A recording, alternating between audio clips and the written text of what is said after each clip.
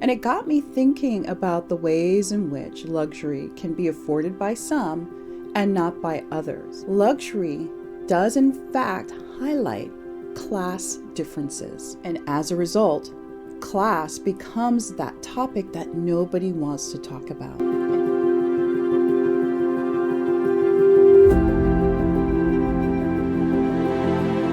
A few years ago, I decided to treat myself to a weekend stay at a 5-star hotel.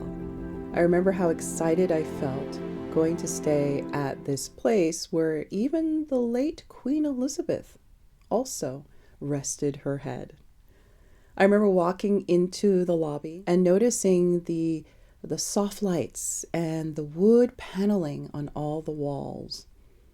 I also remember when I got my key pass and went to the floor where my suite was contained.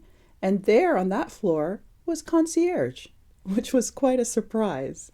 Concierge greeted me and escorted me to my room door. It was quite an exquisite experience. And there's other things about the hotel stay that reminded me that there are certain experiences which are luxurious. I'm going to read a definition of luxury.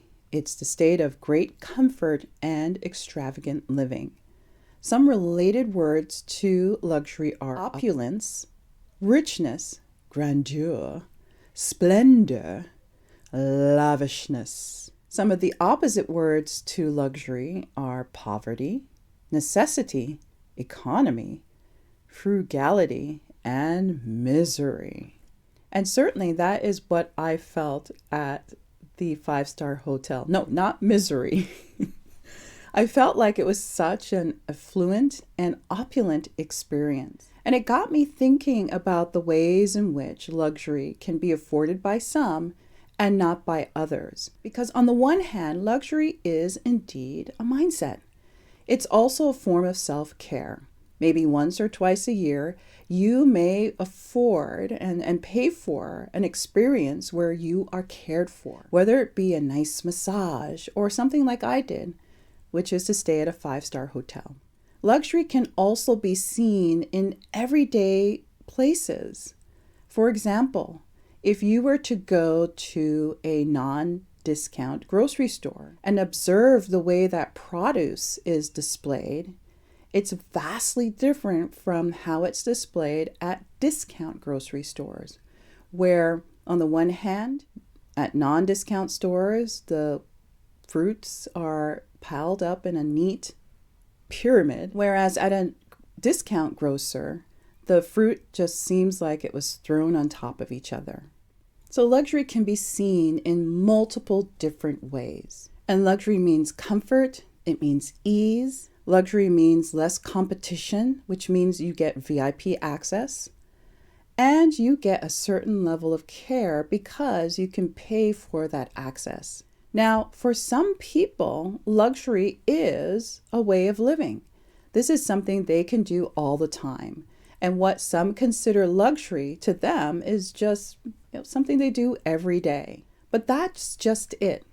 Luxury isn't just a way to change your mindset, nor is it a way for you to access self-care. Luxury does in fact highlight class differences. And as a result, class becomes that topic that nobody wants to talk about. To discuss aspects of luxury means that we have to have a discussion around class and its impact on our socio-economic status. Socioeconomic status is defined by 3 things. It's defined by your income, by your education, and by your occupation. Now, there are certain people that will add a few other more characteristics to socioeconomic status, but I'm just going to stick with 3.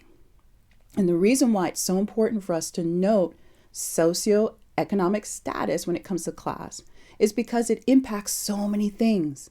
If you have been able to go to school, get an education beyond high school, it means that that should influence the level of money that you make and the type of occupations that you can apply for. And depending on those three factors can either help you to improve your quality of life or not. Having a high socio-economic status means that your healthcare should be much better because you'll have the income available to access the right types of care.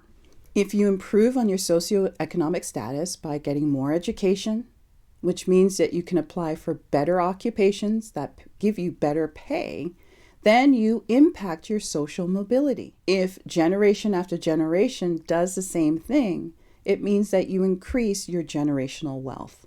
Luxury then becomes something that impacts class to the degree that it creates such a wide divide of inequities and inequality between human beings.